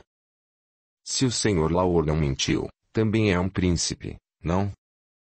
Eu já fui um príncipe, mas renunciei a tal título pois o que eu procurava não precisava dele para conseguir. E consegui o que queria. Quase, mas o destino me conduziu por caminhos que não eram os que eu imaginava que trilharia. Gostaria de banhar-se antes da ceia. Seria muito bom, pois me sinto indigno de estar diante de vós cheirando tão mal. Eu não quero ofender os seus sentidos. Não os ofende, pois o seu modo encanta-me por ser original. Nada em você é impostado ou estudado antes de ser feito ou dito. Só de ouvi-lo conversar já me encanto com você. És muito generosa com um homem como eu. Modéstia sua Sicã. Venha até meus aposentos para que possa banhar-se. Nos seus aposentos, minha princesa. Sim. Enquanto se lava eu posso ouvi-lo contar-me sua história. Mas posso ofender vossa visão com minha nudez ao banhar-me. Já vi muitos homens nus, príncipe Sicã. Não será sua que irá me ofender. É casada, princesa Mejoá? Não. Então tem muitos amantes atraentes, não? Ela deu uma risada divertida com minha observação. Também não, meu príncipe. Eu notei quando ela disse meu príncipe. Eu saíra da sala de julgamentos com um novo destino. Uma vez eu fugi do meu destino ao renunciar ao meu título de herdeiro. A segunda vez foi ao renunciar a Chadine. Mas agora eu viveria, pois fugir do destino uma vez é um direito dos homens. Pela segunda vez é por burrice, mas na terceira já é covardia. E eu posso ser tudo na vida, menos um covarde. Este meu novo destino, eu viveria intensamente. Então, eu tenho o poder de fazer o que quiser e por curiosidade observei muitos homens nus só para ver como eles eram. Saiba antes de uma coisa minha princesa, pois posso não agradar a sua visão. Porque meu príncipe Sicã? Sou um homem que teve seu amor aprisionado num rubi, abdiquei de tudo na vida, mas minha natureza, desta não abri mão. Apesar de eu não tocar no corpo de uma bela mulher há vários anos, ela não adormeceu. Não sei qual será a reação dos meus sentidos ao me sentir observado por uma mulher tão bela como a senhora, estando eu nu. Incomodo qual será sua reação? A mim não, mas posso desagradar aos seus olhos e sentidos. Pois lhe dou minha palavra de princesa que nada de ruim lhe advirá se me sentir ofendida com suas reações íntimas. Desde que as guarde só para você e não as passe para mim, seja o Sicã que sempre fui eu serei a princesa que sempre fui. Vosso pai não lhe proíbe de fazer tal coisa com quem lhe agrade ou desperte sua curiosidade, princesa. É o primeiro homem que entra nos meus aposentos, príncipe Sicã. Ah! Pensou que eu os trazia até aqui só para observá-los? Sim. Para ver homens ou mulheres nos basta ir à prisão leste que lá os temos aos montes. Perdoe meu pensamento sobre seu modo de observar o que lhe desperta a curiosidade. Creio que estou diante de uma mulher incomum. Nunca em minha vida havia estado diante de alguém que tenha coragem de dizer que foi observar homens nus só porque eles despertavam a sua curiosidade. Estou incomoda, príncipe. Muito pelo contrário. Me fascina. Só alguém que é realmente autêntico revela os seus sentimentos mais íntimos. E você é uma mulher autêntica no modo de agir. Quanto ao modo de ser. Isto só poderei responder se tiver tempo de conhecer seus sentimentos mais íntimos. Terá todo o tempo que quiser para descobri-los. Espero que lhe agrade realizar tal tarefa. Será uma oportunidade para eu provar para mim mesmo se fui um discípulo à altura dos mestres que tive no passado. Foram muitos os mestres. Sim. Para cada matéria havia um, e todos haviam sido os melhores discípulos dos seus mestres. Eles estudavam a natureza dos que lhes eram confiados e quando terminavam seus ensinamentos classificavam-nos em discípulos ou mestres. Qual das duas classificações foi a sua? A modéstia me impede de dizê-lo, princesa Mejoá. Posso imaginar qual tenha sido ela pela sua modéstia. Seu banho está esperando, príncipe Sicã? Não vai querer banhar-se na água fria, vai? Eu a acompanhei até o outro aposento contíguo. Às vezes a água fria nos ajuda a resfriar um pouco o calor dos sentidos, princesa. Há momentos para um banho escaldante, outros mornos e ainda outros em que a água bem fria é o mais recomendável. Como está, aos seus sentidos, esta água? Eu pus minha mão na água e senti que estava morna. Está ótima, pois nem resfria nem ativa os sentidos de quem se banhar nela. Então pode banhar-se que vou buscar roupas apropriadas a um príncipe. Estou lhe dando trabalho desnecessário, princesa Mejoá. Prefiro quando me chamar de minha princesa, príncipe Sicã. Eu a chamarei só de minha princesa se me tratar apenas por Sicã. Então banhe-se Sicã. Logo voltarei com roupas apropriadas a você, um príncipe para os meus olhos. Obrigado minha princesa.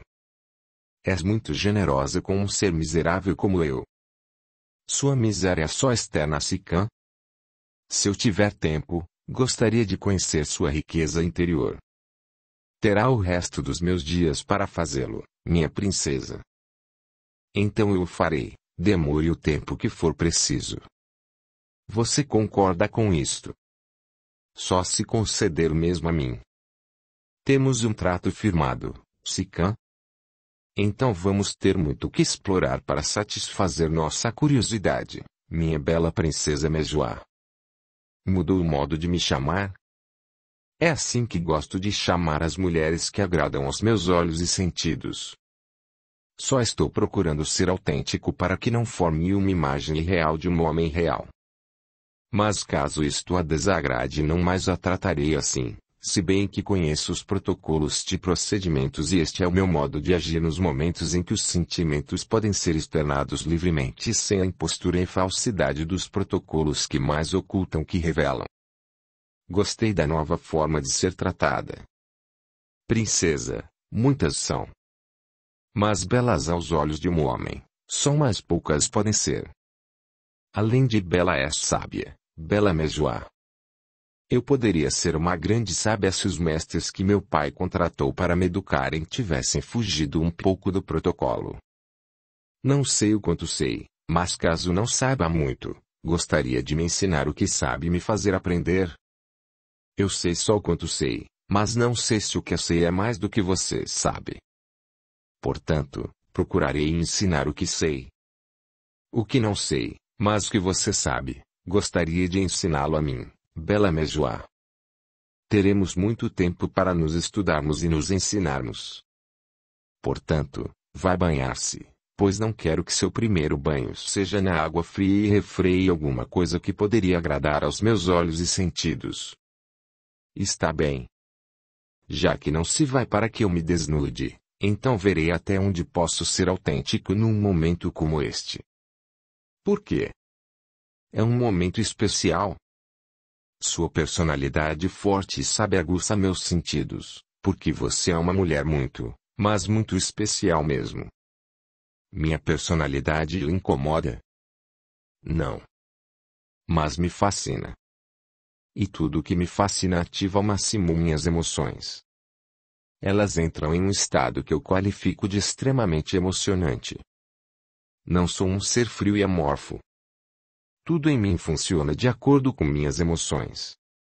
Creio mesmo que sou um homem que vive de suas emoções. Só vivendo minhas emoções consigo harmonizar minha racionalidade e movimentação. Revela muitas faces do seu íntimo em pouco tempo, Sicã. Só assim poderei ser compreendido ao estudar suas emoções, minha bela Mejoá.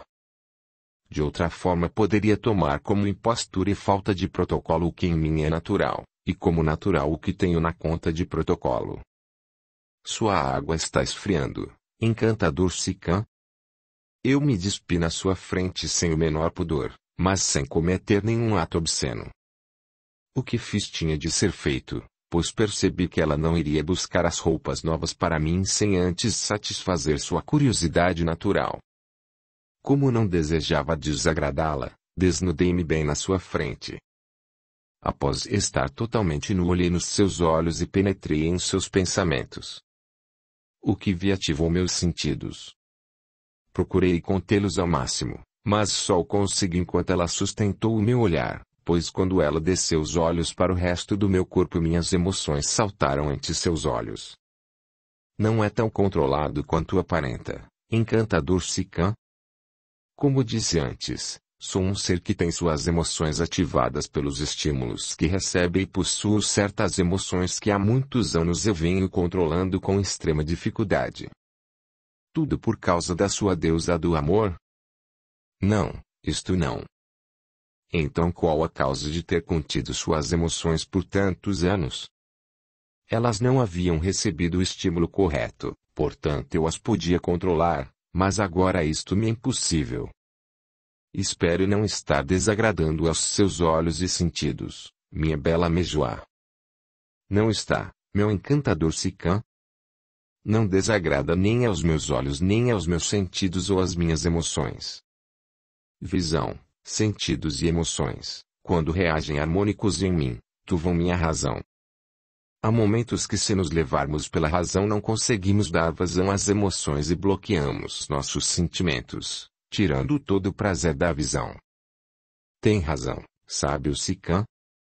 Pena que não conheço qual sensação poderia me causar o que agrada a minha visão e os meus sentimentos, que pedem para eu dar vazão às minhas emoções. Talvez seja porque tenha usado em excesso, e por muito tempo, só a razão. Como posso deixar de agir só com a razão sem ferir-me com o que desperta a sensação que desejo sentir? Neste caso teria que usar o tato em auxílio da visão. Por quê?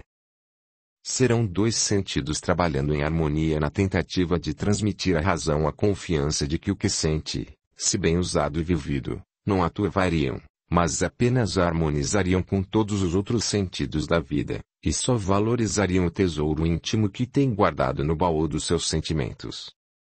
Tenho a humildade de confessar que nesta matéria sou uma mulher que nada sabe. Poderia me ensinar isto, mestre Sikã? Seria algo que muito me agradaria. Mas esta não é uma matéria que deva ser aprendida com muita pressa, pois nela você tem que harmonizar as emoções através dos sentidos, a razão em função do que realmente deseja seu coração e os movimentos em função de como seu ser pede para ser movimentado. Se assim conseguir fazer, colocará neste ato toda a sua alma e o resultado será tão gratificante e algo tão valioso que terá neste ato de externar suas emoções um dos mais nobres sentidos que a vida lhe oferece. Como eu tenho ansiado encontrar ao menos um sentido em minha vida, meu querido Sikã? Há coisas que um mestre abdica de seu título como tal e as vive junto com o discípulo, pois tanto um quanto o outro têm de vibrar o mesmo desejo de realização, senão será só protocolo e não uma vivenciação. Eu me entrego ao seu saber. Posso contar com seu auxílio para me tirar desta ignorância. Só se você permitir que eu deixe de lado toda a minha racionalidade de mestre para que eu possa estar no mesmo nível que o seu. Existem certos ensinamentos que só crescem, tanto no mestre quanto no discípulo, se ambos partirem juntos desde o começo. Só após a partida cada um dá vazão às suas emoções de acordo com a sua própria criatividade, que nada mais é que a exteriorização dos seus sentimentos mais valiosos e íntimos. Só assim, quando terminam a prática de um exercício, o mestre deu tudo de si e ainda assim só aumentou sua riqueza. E o discípulo, ao receber tudo o que o mestre tinha a oferecer ainda lhe devolveu tanto mais do que recebeu. Espero poder ser uma discípula que conseguirá isto com um mestre tão encantador como você. Assim será se deixar a razão de lado e dar vazão ao sentimento que acelera as batidas do seu coração e faz com que seu sangue circule com tão grande intensidade que chega a turvar sua mente. É assim que me sinto agora, amado Sikã. Porque isso me acontece. São suas emoções adormecendo sua razão e turvando sua visão para que o sentido do tato possa se expressar com todo o seu poder e transmitir aos sentidos as mais deliciosas emoções. Então desça do seu pedestal de mestre e envolva a sua humilde discípula, que quer viver este sentido da vida que ela tanto temia. Mas que neste momento anseia mais que o próprio ar que a mantém viva, pois até minha respiração está alterada, tão intensas são as pulsações do meu coração.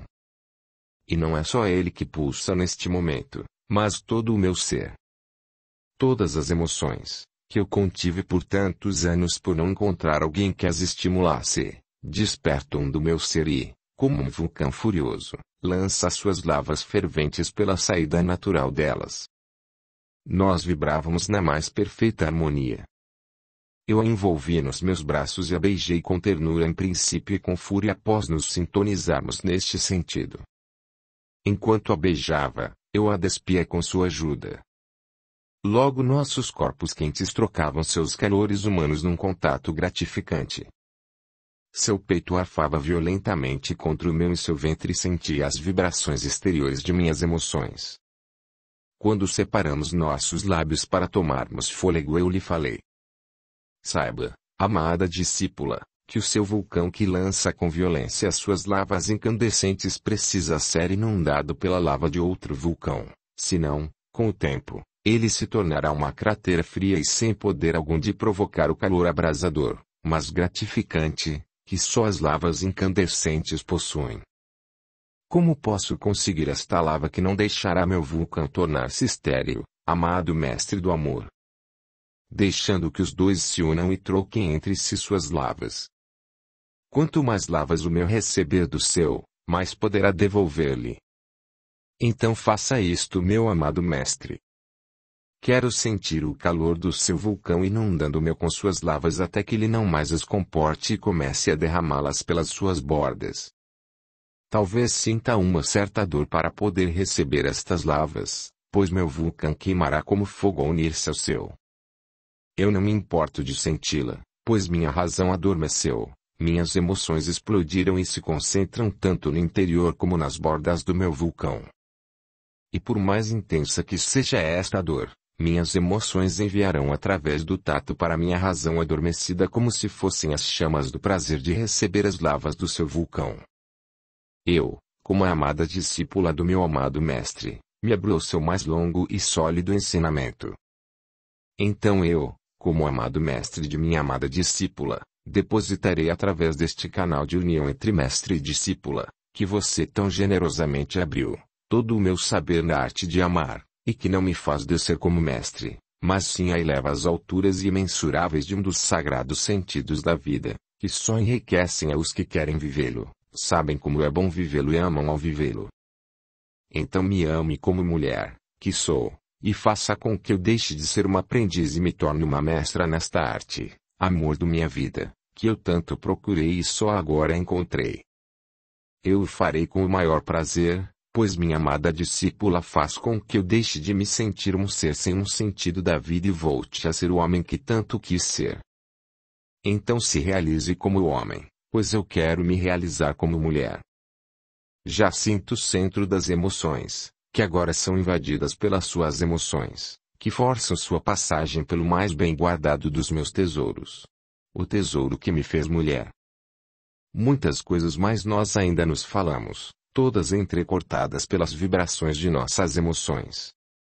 Nossos vulcões trocaram muitas vezes suas lavas, que não os deixariam estéreis, mas, sim, com a capacidade de muitas mais jorrarem.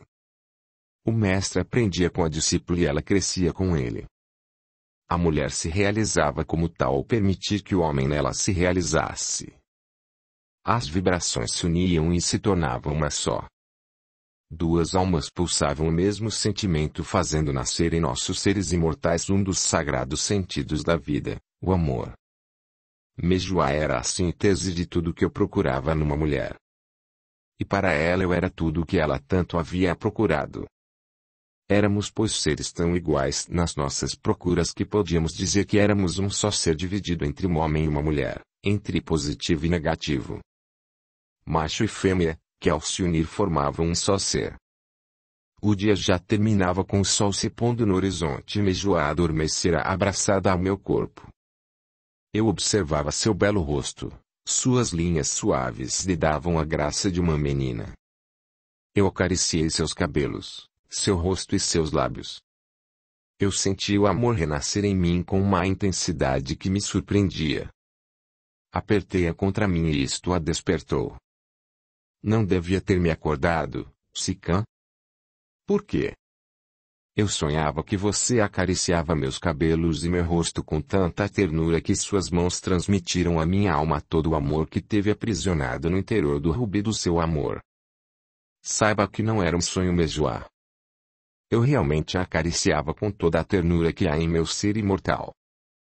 E também beijei seus lábios com toda a delicadeza que há em mim. Uma coisa eu descobri hoje com você. O que foi que descobriu, Sikã? Meu mestre dos sentidos estava errado num dos seus ensinamentos. Qual dos ensinamentos ministrados a você era errado? O que ele me ensinou sobre o amor? Quer que lhe fale dele? Sim. Estou curiosa para ouvi-lo.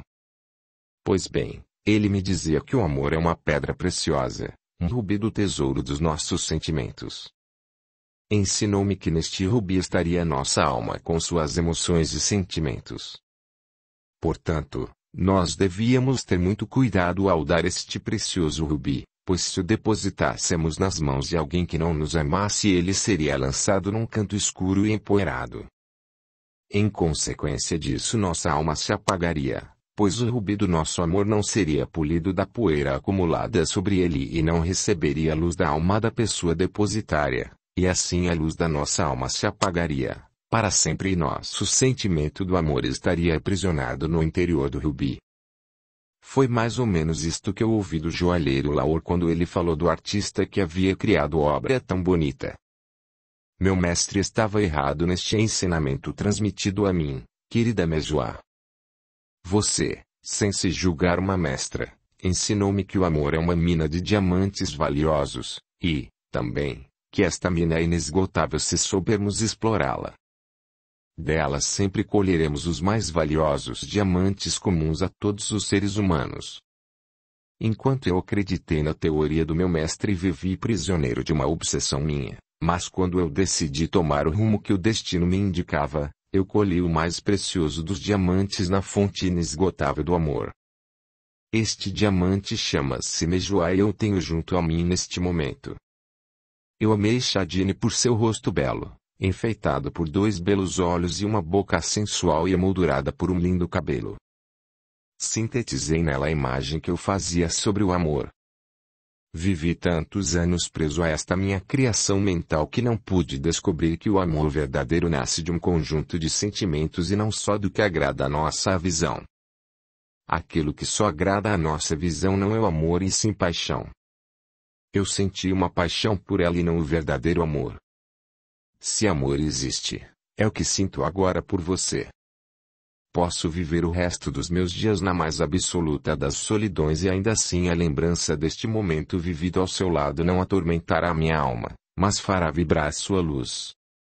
E ainda que todo o meu ser esteja aprisionado no mais escuro calabouço, a luz de minha alma o iluminará, pois será intensa de saudades por não poder viver outro momento como este, mas não será um tormento horrível e sim a lembrança mais sublime. Minha alma vibrará na intensidade de sua luz.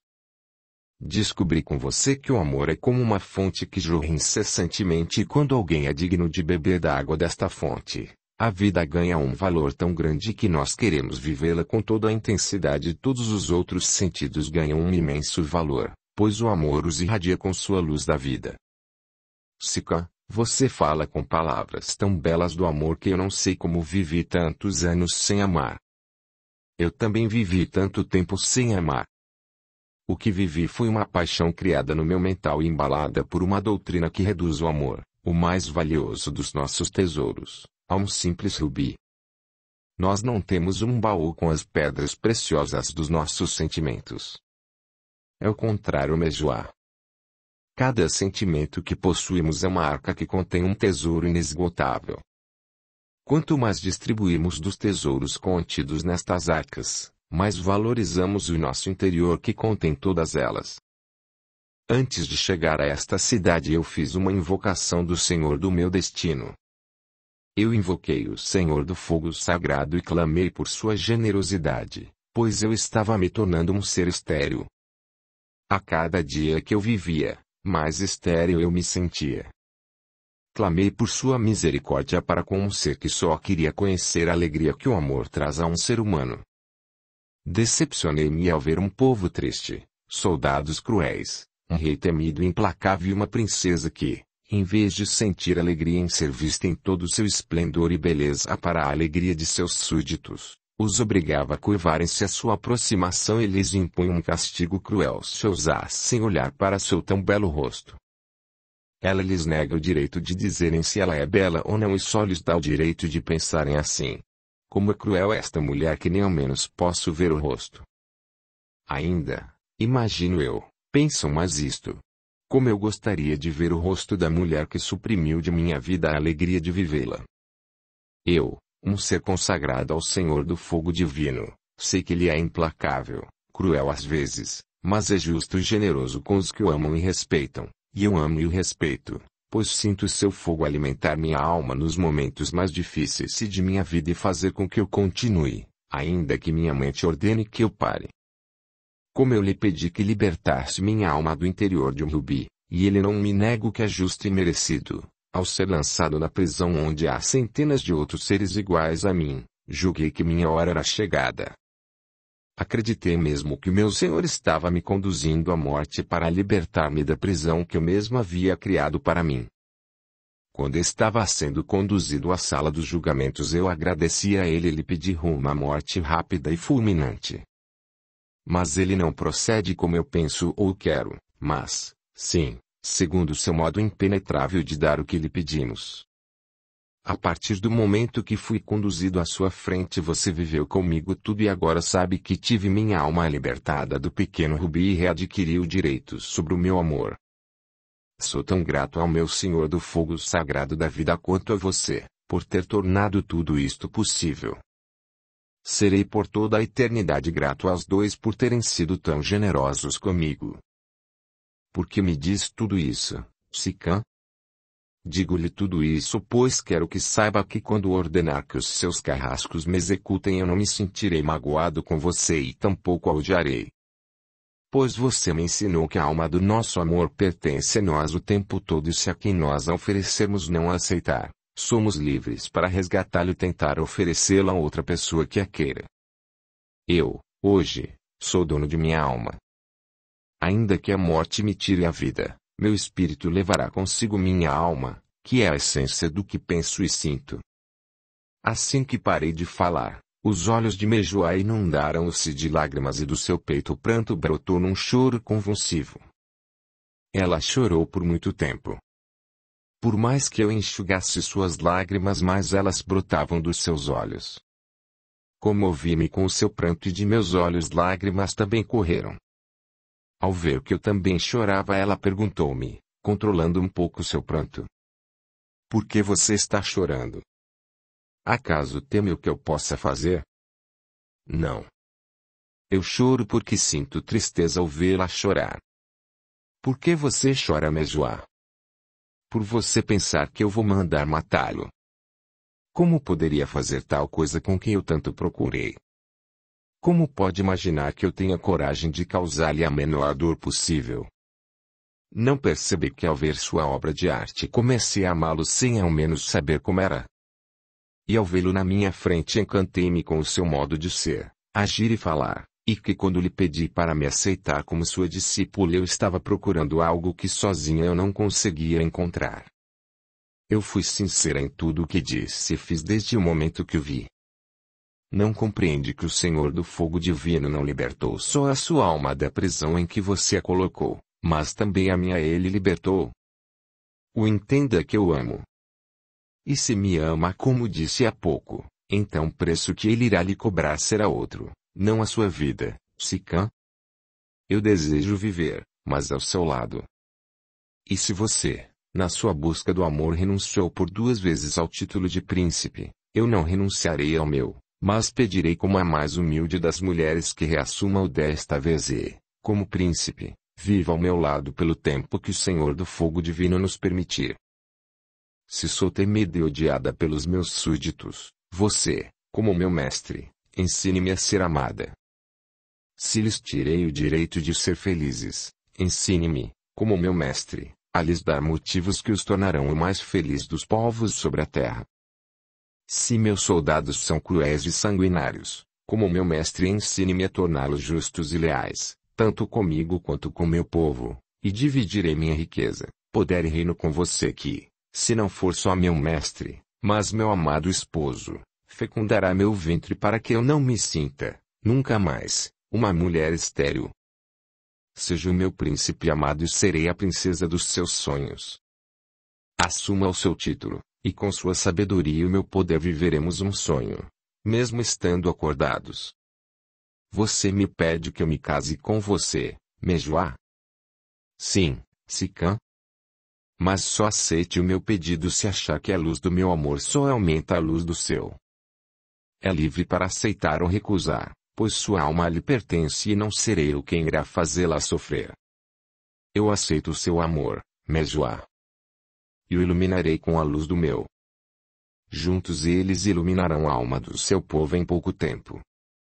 Então nesta matéria que me iniciei hoje não sou mais discípula e você não é meu mestre, pois deixaremos os protocolos de lado e o que fizermos de agora em diante neste leito será como marido e mulher. Mejoá, pelo meu Senhor do fogo divino, a quem eu amo e respeito como meu único Senhor, eu juro amá-la e respeitá-la como minha única esposa. Sicã, pelo nosso Senhor do fogo divino, a quem nós amamos e respeitamos como nosso único Senhor, eu juro amá-lo e respeitá-lo como meu único esposo. E quanto ao seu pai? Ele é só protocolo, pois quem reinava única e soberana era eu. E a partir de agora somos nós dois. Quando a união protocolar se realizar ele estará presente, mas para mim o que vale é um juramento feito por nós dois perante o Senhor do fogo divino que de minha parte não será quebrado, pois vi seu espectro pairar no ar no momento em que jurávamos por ele. Você também o viu? Sim. Pensei que só eu o tinha visto. Ainda temos muito que conhecer sobre nós, Mejoá.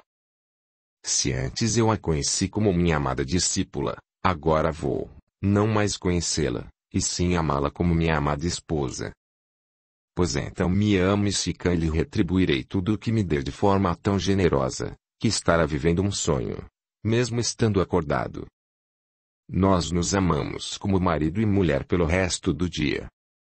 A noite já estava bem avançada quando nos banhamos e os criados serviram uma refeição. Éramos dois seres que haviam se fundido em um, muito maior e mais iluminado que nós dois juntos.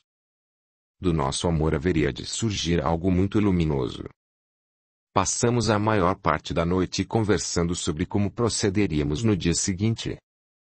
Comunicarei ao meu pai, ao meu povo e a todos os reinos amigos que irei me casar com o príncipe Sicandaer.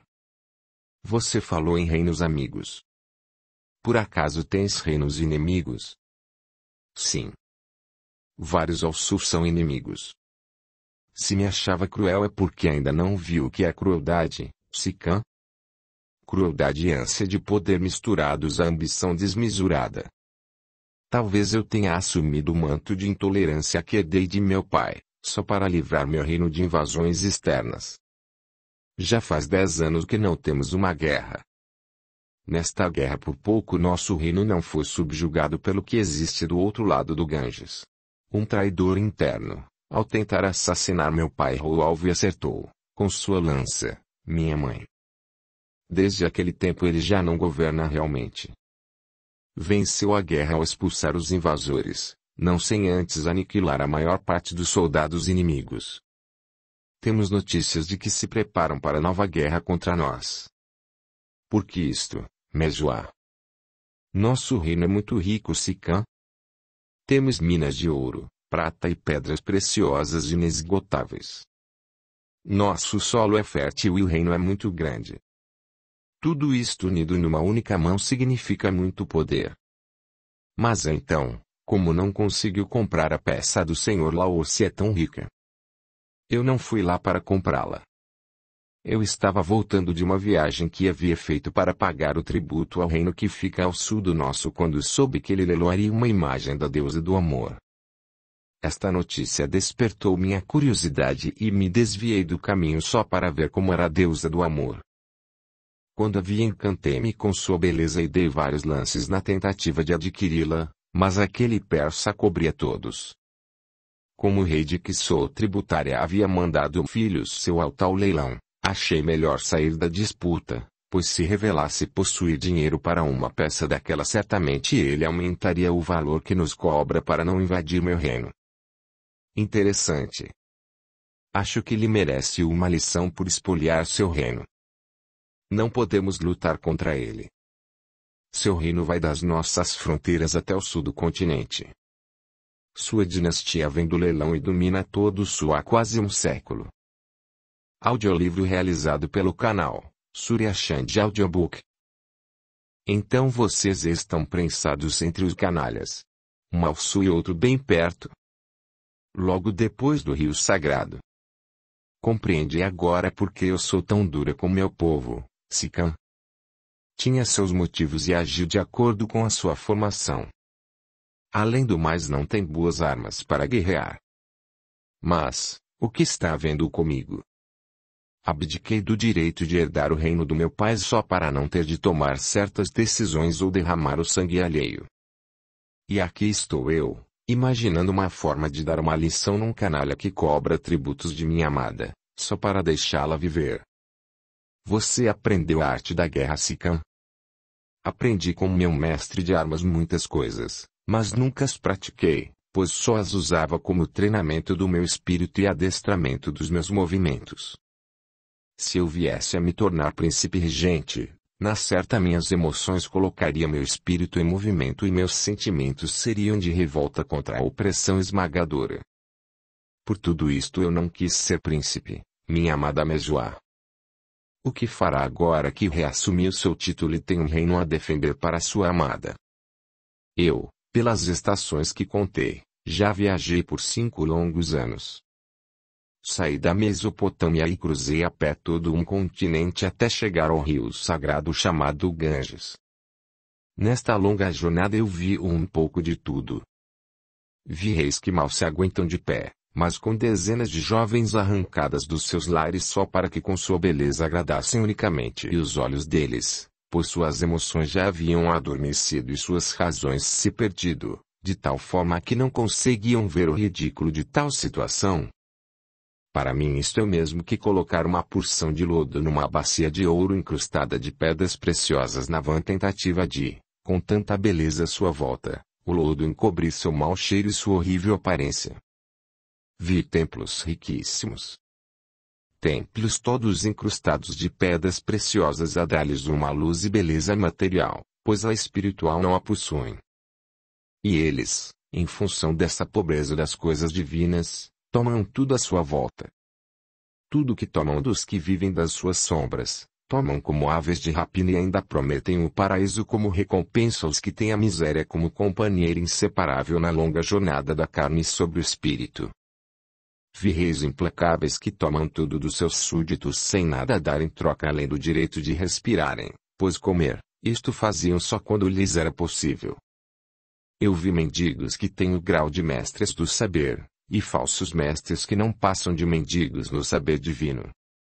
Tudo eu contemplei só porque não quis ser um príncipe que teria de se calar e controlar os seus sentimentos diante destas coisas. Eu vi guerra onde a única motivação eram os ódios pessoais, que levavam à desgraça e à miséria a povos inteiros. Vi mães terem seus filhos mortos, tão pequenos que seu único alimento era o leite materno, só para voltarem ao trabalho escravo. A tudo eu contemplei e nada fiz contra tal estado de coisas, pois eu já não era o príncipe mendigo de um povo miserável, mas sim, era um miserável mendigo. Vi reis que se não tivessem o poder morreriam de fome, porque nem comer o faziam com suas próprias mãos. Outros tinham de lhes colocar o alimento na boca.